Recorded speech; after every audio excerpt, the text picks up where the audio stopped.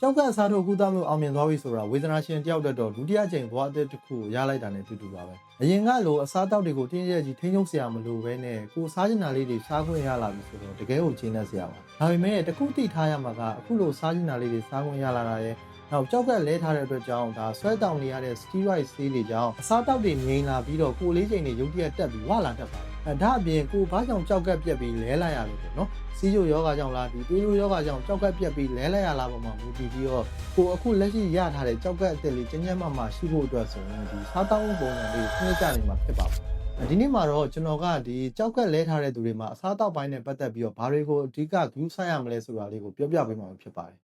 ်ဟုတ်ကဲ့အားလုံးပဲမင်္ဂလာပါကျွန်တော်ကတော့စားတောင်းတဲ့ဟာရဆန်အထူးပြုဒေါက်တာအောင်မဖြစ်ပါတယ်ဒါနဲ့တခုတတိပေးချင်တာကဒီကြောက်ကယောဂနဲ့ပတ်သက်ပြီးတော့အစားတောက်ပိုင်းပြောတဲ့အခါမှာဒီလူတစ်ယောက်နဲ့တစ်ယောက်တော့မတူညီကြဘူးပေါ့နော်ဒါလူတူတစ်ယောက်ချင်းစီရဲ့သွေးဖြည့်တွေယောဂလက္ခဏာတွေနဲ့နောက်ခံယောဂသမိုင်းကြောင်းတွေပေါ်မူတည်ပြီးတော့ဒါအမျိုးမျိုးပြောင်းလဲမှုရှိရာကြောင့်ဒီစားတောက်မှုပုံစံတွေပြောင်းတော့မဲ့အခါမှာဒါကိုလက်ရှိကုသပေးနေတဲ့ဆရာဝန်နဲ့လည်းဒါဆွေးနွေးတိုင်ပင်ဖို့မမေ့ပါနဲ့ဘူးည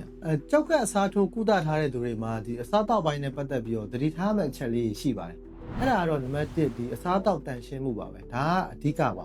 ါကြောက်ကအစားထိုးထားတဲ့သူတွေမှာဒီခန္ဓာကိုယ်ကဒီကြောက်ကကိုလက်ခံနိုင်ဖို့အတွက်ဒါကိုယ်ခံအားကျစေတဲ့ဆေးတွေဒါ immunosuppressant ဆေးဝါးတွေတောက်နေရတဲ့အတွက်ကြောင့်ဒါပိုးဝင်လွယ်ပါတယ်ဒါကြောင့်ဒီအစားတောက်တွေဖြစ်တဲ့ဒီအသားငါးတွေကိုချက်ပြုတ်တဲ့အခါမှာဒါသေချာလေးကြက်အောင်ချက်ရပါမယ်နောက်ပြီးတော့ဒီကြက်ဥဆိုရင်လည်းဒီအနှစ်ရောအကာရောကိုချက်ပါစေကြက်ဥ half fried တို့နောက်ပြီးတော့ဒီကြက်ဥရေနွေးစိန်တို့တော့ဒါရှောင်ကျဉ်ရမယ်ပေါ့နော်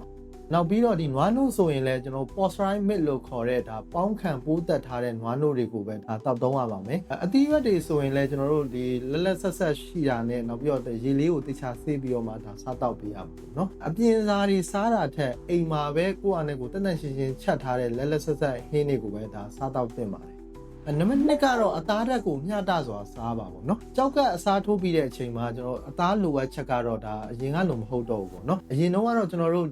့ဒီကြောက်ကယောဂအခန့်ရှိစဉ်ကတော့ဒီအသားပမာဏကိုထိန်းချုပ်ပြီးစားခဲ့ရပေမဲ့ဒီကြောက်ကလဲပြီးတဲ့အခါမှာတော့ဒါပုံမှန်တိုင်းပဲစားလို့ရပါပြီကြောက်ကလဲကစားဒီတစ်ပတ်နှစ်ပတ်မှာတော့ကြွက်သားတွေပြန်လည်တန်ဆွဲမှုနဲ့ဒီအနာကျက်ဖို့အတွက်ဒီအသားပမာဏကတော့နည်းနည်းလေးများစားပေးရမယ်ဒါပေမဲ့နောက်ပိုင်းဒီကြောက်ကလဲပြီးနှစ်ပတ်သုံးပတ်နောက်ပိုင်းမှာတော့ဒါကြောက်ကကိုဝင်မပြည့်စေတဲ့ပမာဏဒါပုံမှန်တိုင်းပဲစားပေးရင်ရပါပြီတိတိတသားကြီးတိုးစားကြရမလို့သလိုတိတိတသားကြီးရှော့စားကြရလည်းမလိုအပ်ပါဘူးပုံမှန်ပဲစားပေးရပါအဓိကအားဖြင့်တော့အစီနဲတဲ့အသားတွေဖြစ်တဲ့ဒါကြက်ရင်မုံသားငါပဲနဲ့ဒီအစိအစံတွေကိုဒါအဓိကစားတောက်ပေးရပါမယ်နံပါတ်3ကတော့စားတကြားစီပါကြောက်ကအစားထိုးကုသတယ်ဆိုတာကကြောက်ကရဲ့လှုပ်ဆောင်ချက်တွေကိုပဲကုသတာဖြစ်ပြီးတော့ကိုဘာကြောင့်ကြောက်ကပြက်ပြီးလဲလိုက်ရလဲဆိုတဲ့နောက်ခံယောဂါကိုကုသတာမဟုတ်တဲ့အတွက်ကြောင့်ဒီနောက်ခံယောဂါတွေဖြစ်တဲ့ဒါစီးချိုယောဂါသွေးတိုးယောဂါနဲ့အဝါလွန်ယောဂါတွေကရှိနေပါသေးတယ်ဒီယောဂါတွေကိုဒီအစားတောက်နဲ့ဆေးဝါးနဲ့စနစ်တကျမကုသဘူးဆိုရင်လက်ရှိရထားတဲ့ကြောက်ကအသစ်လေးလည်းဒါထပ်ပြီးတော့ပြတ်နိုင်ပါသေးတယ်ဒါအပြင်အခုလက်ရှိတောက်နေတဲ့ဒီ steroid ဆေးဝါးတွေကလည်းဒါသွေးတိုးတာစီးချိုတက်တာနဲ့ဒါ cholesterol level တွေလည်းတက်ပါတယ်ဒါကြောင့်ဒီစားတကြားစီကိုတော့တေချာလေးအထူး view စိုက်ပြီးတော့ဒါ short စားဖို့လိုအပ်ပါတယ်ဗျစားဆိုတဲ့နေရာမှာလည်းငံနဲ့အစားအစာတွေအကုန်လုံးပါတာပေါ့နော်ငပိငချောက်ငံပြားကြီးဒါတွေအကုန်လုံးကိုလည်းဒ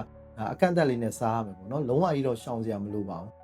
နောက်ပြီးတော့ဒီတကြားဆိုတဲ့နေရာမှာလည်းချိုတဲ့အစားအစာတွေအကုန်ပါမယ်နောက်အချိုရည်တွေပါမယ်ပေါ့နော်စီဆိုတဲ့နေရာမှာလည်းဒါစီကြော်မုန့်တွေပါမယ်ပေါ့နော်နောက်ပြီးတော့ဒီအစားအစာတွေကိုကြော်ပြီးတော့စားမယ်အစားပြုတ်ပြီးတော့စားတာမျိုးပေါင်းပြီးတော့စားတာမျိုးกินပြီးတော့စားတာမျိုးဒါမျိုးလေးတွေတစ်ခါတည်းပြောင်းလဲပြီးတော့စားတော့ကြည့်ပါနော်နောက်နံပါတ်4ချက်ကတော့ရေဓာတ်ပ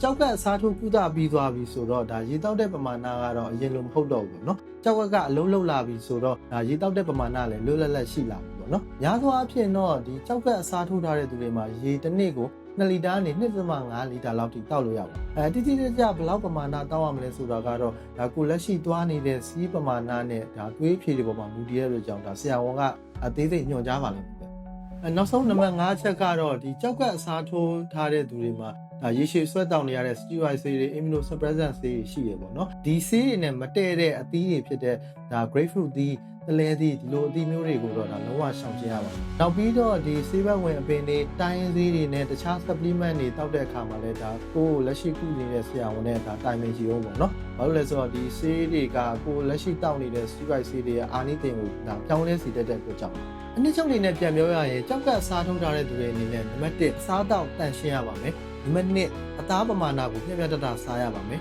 နံပါတ်3စီစားတကြားကိုအထူးမျိုးစားပြီးတော့ရှော့စားရပါမယ်နံပါတ်4ရေဓာတ်ကိုဒါပုံမှန်ဖြည့်တင်းပေးရပါမယ်နံပါတ်5စွဲတောင်နေတဲ့ဆေးတွေနဲ့မတည့်တဲ့အသီးတွေဖြစ်တဲ့ဒါ grapefruit သီးတလဲသီးဒါတွေကိုရှောင်ကျဉ်ရပါမယ်အားလုံးအဆင်ပြေကြလိမ့်မယ်လို့မျှော်လင့်ပါတယ်နောက်ဗီဒီယိုမှာပြန်တွေ့ကြမယ်